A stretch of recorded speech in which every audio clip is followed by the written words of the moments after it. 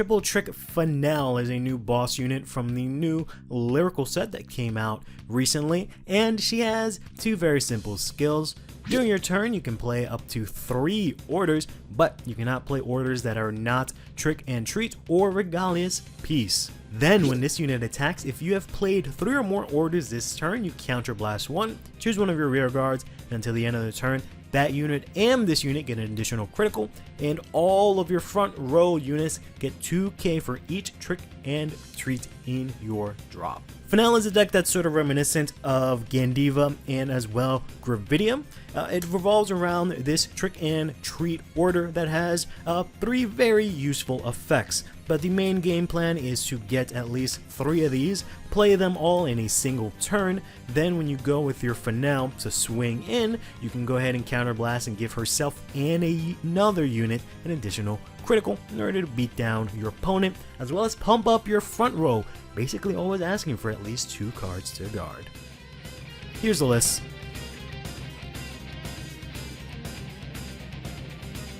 Let's jump into this deck profile.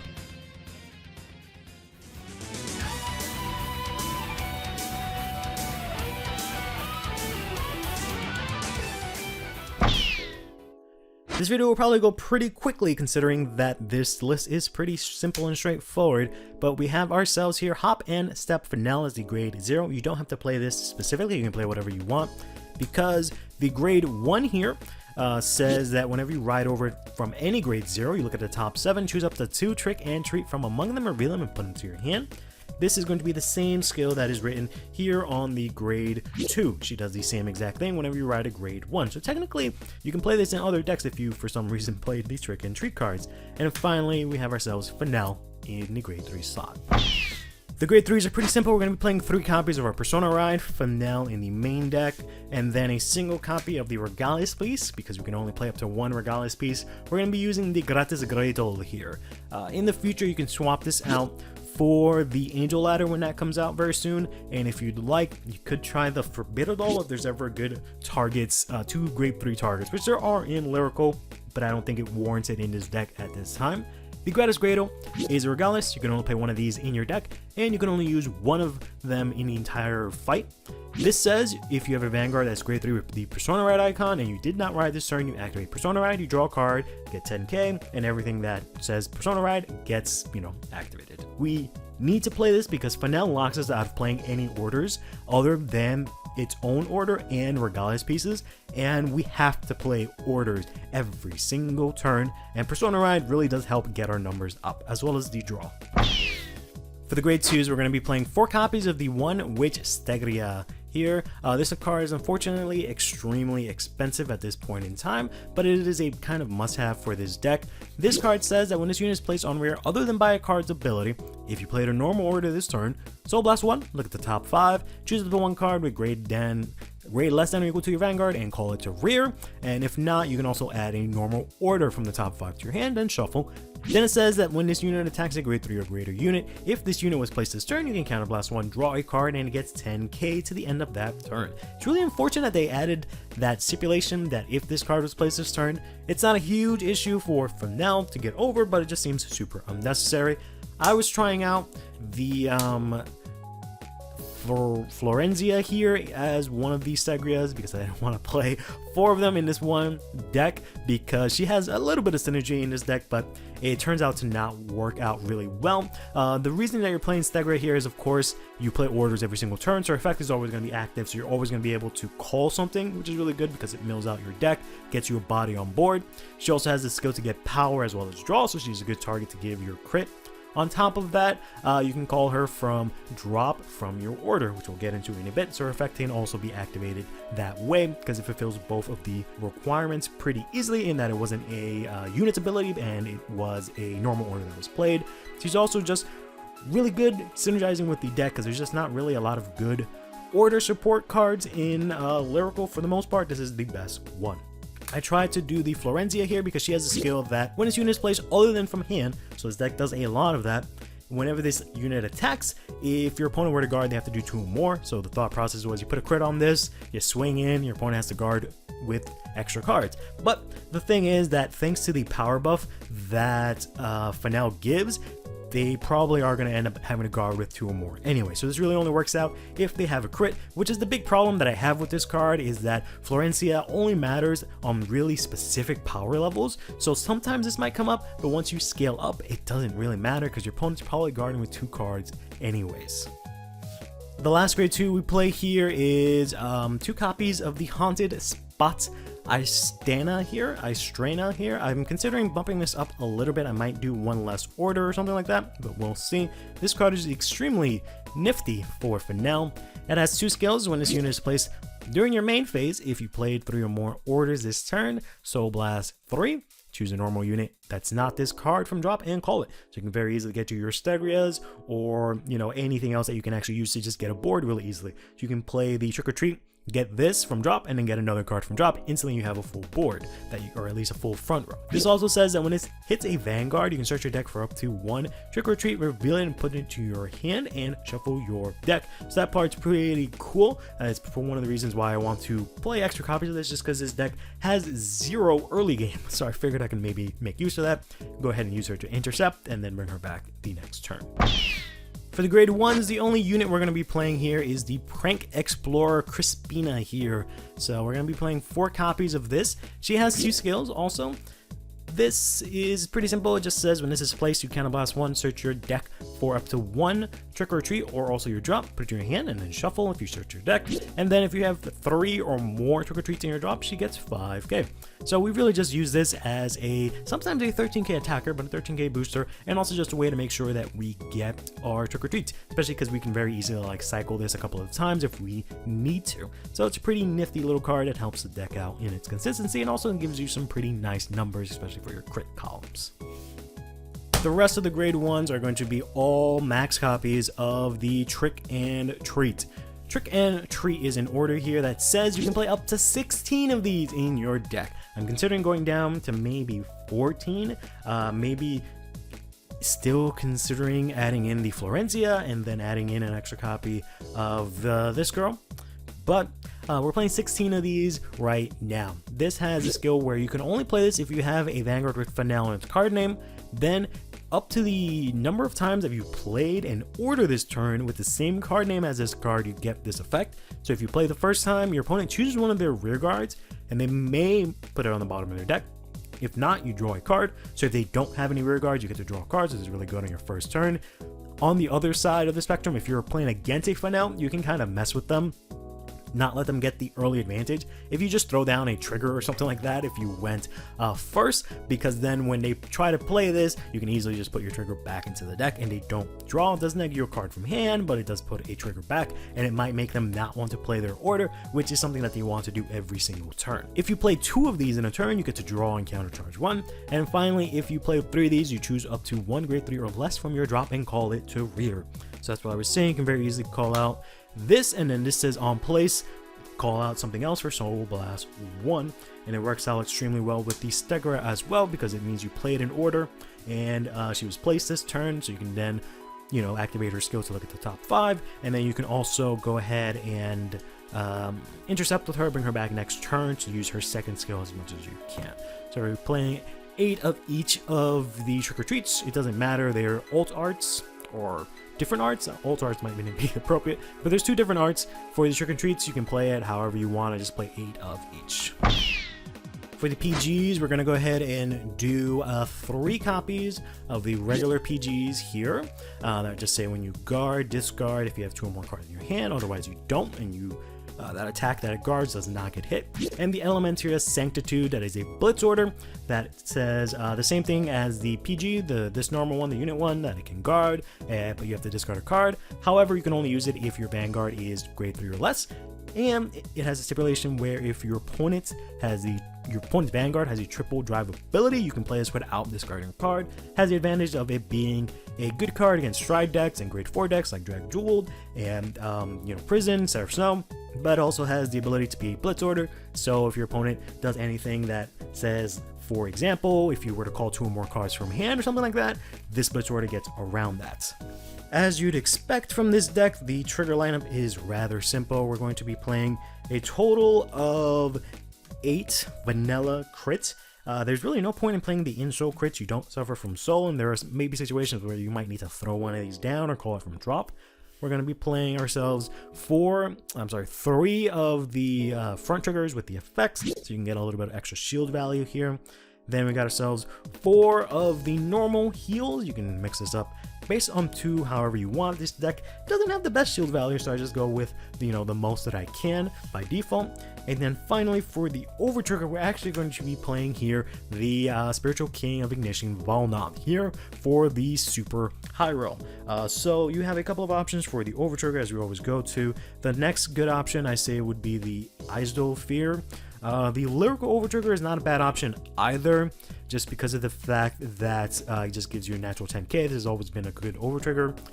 The Obaria I don't think is the best option, because it does give you a card that has a crit with 100 million power, maybe even 2 of them if you give it to the Vanguard and something else, but I think the other ones do the same thing but better. The lyrical over trigger is fine. If you can play that instead of the other ones, that's okay, especially considering these are like the price of an entire deck, probably the price of this entire deck, considering that the vast majority of it is 16 comments. The Idol Spear is pretty solid because you can use this to add back one of your trick-or-treats from your drop, for example. So whenever the Idol Sphere here is check, you give something 100 million draw, and then you choose something from your drop, add it to your hand, you give something a crit, so you can have a whole board where you crit if you'd like, or give something 3 crit, however you want to do that. But we're going to play the Volnaught here to be extra spicy hot sauce, because this says same thing, 100 million and draw, but if you drive check this specifically, which is the same condition for this, if you drive check this instead of damage checking it, you can choose one of your rearguards that is standing. Since Fennelle attacks first for the attack pattern, your rearguards are always standing. It gets the ability that at the end of the battle that it attack, you can re-stand it. So this allows you to choose that unit that you gave it to crit and have it go ahead and attack twice per turn. That does make this Florencia a lot better by just virtue of it, so that's why I'm considering maybe playing like one of this and then another one of this. But like I said, when I tried this, it just never really came up, but maybe just one might be enough, I don't know. Have that, swing in, and your opponent has the PG, and it'll call some 3 cards possibly, because they have to put a card down to call 2 or more because of Florencia skill, and then discard for the PG possibly if they have too many cards in hand. But also has a skill that says if you basically don't have any standing rear guards, so if it happens like in the early game, you can draw a card, choose something from your hand, and call it. This does not actually activate the skill of the Straza here, because this says by units card ability. This is a unit, and then of course the Irostina here says that it's in main phase, so you can't just get an additional attack early in the game, which is a bit unfortunate, but you can still get instant pressure. But also the draw is pretty nice because it allows you to maybe dig your deck even deeper and get yourself another trick-or-treat. So I don't really have any options for you guys, so we're just going to go through a quick sample play here. We're going to go ahead and draw ourselves our 5 cards for our starting hand here. This is somewhat okay. We can put back these 3, try our best to get some more trick-or-treats. You could keep the Straza if you want, but the main crux of this deck is playing 3 orders every single turn. That is a bit unfortunate that we got double PG there. You have to get 3 orders every single turn, at least, after grade 3 every single turn, because of the fact that for now, can't actually give the crit or do anything unless you played specifically 3 orders that turn. That also means that this deck kind of runs out of gas after like turn 5-ish or something like that. But let's go ahead and stand and draw. We're going to go ahead and draw into a trick and treat, which is pretty good. We're going to get one here from this. What I can do here is I can go ahead and discard this, or I can go ahead and discard this. It's about the same thing here, so we're going to go ahead and discard the trick and treats. Most people probably think that you just want to discard all your trick and treats as much as you can to get them into drop to get as much power, which is somewhat the case, but you want to make sure that you always have enough for your grade 3 turns. So we're going to go ahead and get 2 from the top 7 thanks to the skill of the grade 1 here. The reason I didn't discard this, it's fine to discard your units because you can just end up bringing them back, but I can end up using this to get a trick entry, and since this lets me countercharge, I can just go ahead and do that. Since I went first in this scenario, we can go ahead and play the trick and treat here. Our opponent doesn't have a rear guard yet, so we can go ahead and draw into another trick or treat, which is pretty good value right off the top. So now that gives us 3 that we can use on our turn, and if we can go ahead and get 2 from our ride, we'll be in a pretty decent spot. So we'll let our opponent go ahead and take their turn. They'll go ahead and give us a damage here. It's going to be a heal trigger. That's great. Love to see it. So they can't go ahead and rush us. We're going to go ahead and draw. So here we can discard another trick and treat because odds are we'll get another one here from the top 7. That's all crits, and then the next 3 we do not actually get it. Yikes, but that's okay because we can go ahead and play this here, the Crispina, in order to counterblast 1 and just add ourselves a trick and treat from the deck, and then add that to our hand. And if we'd like, we can go ahead and play that. This turn we only have 3 in hand, so I would probably advise against it, just to make sure you can get the next turn. So we only have ourselves a total of 3 in drop, so we can actually go ahead, if we wanted to, pull this up and swing in with it. If it goes to drop, it doesn't really matter. And then go ahead and swing here and get ourselves the Persona Ride, which is fine. Our opponent can go ahead and take their turn. We're going to need to take at least 1. It's going to be a trick and treat, which is a bit unfortunate. Let's say we go ahead and guard so we don't get pushed too hard, but you do need a good amount of counterblast, so it's not too bad. Let's go ahead and draw for turn. We're going to get another Crispina here, which is kind of interesting because our drop doesn't actually have any units that we can call from the skill here. So what we can do is we can go ahead, discard the Crispina, go ahead into ride into Fennell. Fennell now says that we are allowed to play 3 orders per turn as long as they're trick and treats and or regalias. So we're going to go ahead and play the first one here. Let's assume the opponent puts the card to the bottom of the deck, so we don't actually get to draw, but we get to play that again. So we get to draw here, and then we get to countercharge, which is really nice. And then finally we can go ahead and play the last one here, which lets us call out the Crispina, which is unfortunately the only unit we've seen, so we have that from our drop, and we can go ahead and call that out. We're going to go ahead and use the skill to counter blast and get ourselves another trick and treat, which we can then go ahead and add to our hand. For our next turn, we're looking pretty rough, just because the fact that we only have 1 trick and treat here, so hopefully our drive check gives us something. So both of these Crispinas are actually getting nice healthy 13k, and then we're going to go ahead and swing in with our Vanguard here, use the skill here to counter blast 1. Since we managed to play 3, we can choose whichever one, doesn't matter. We'll choose this one will get a crit.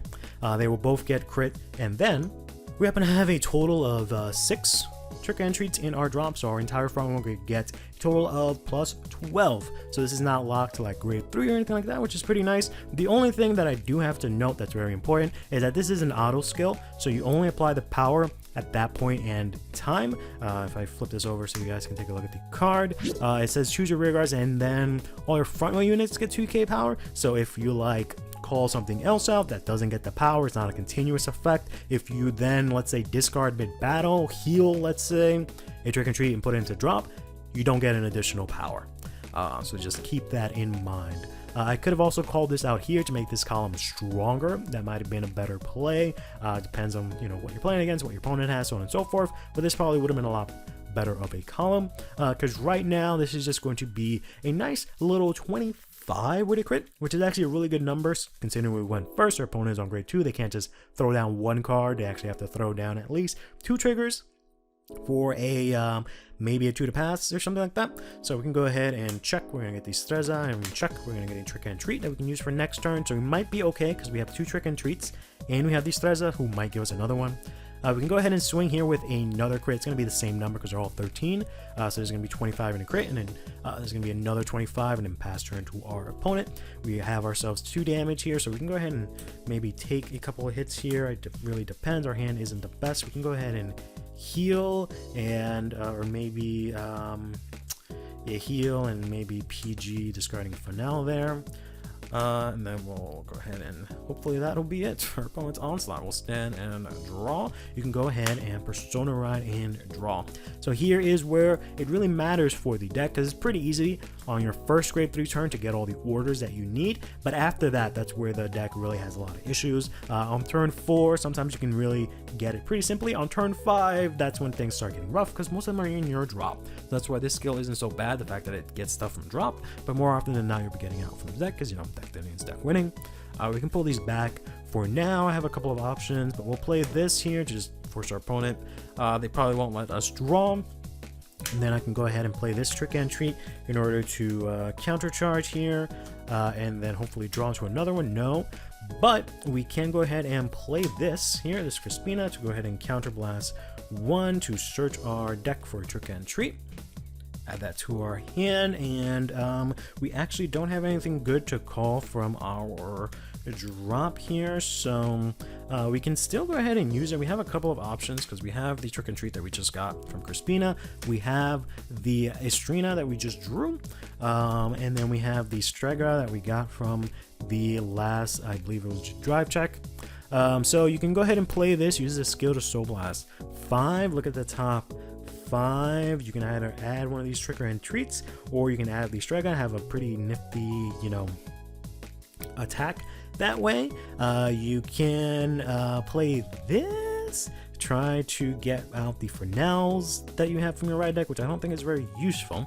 So I think we'll probably just end up doing perhaps this, Soul Blasting out this, and then doing that where we just call this out here. This of course can't activate its effect because it was called by a unit's ability, and we will have to just end up keeping this in hand. We'll go ahead and play the last trick and treat. Of course it says you know, choose up to 1, so you don't have to call anything if you don't want to. Our drop other than trick and treats is not looking the best, so there's really no point in calling it, so we'll just stick with this board here.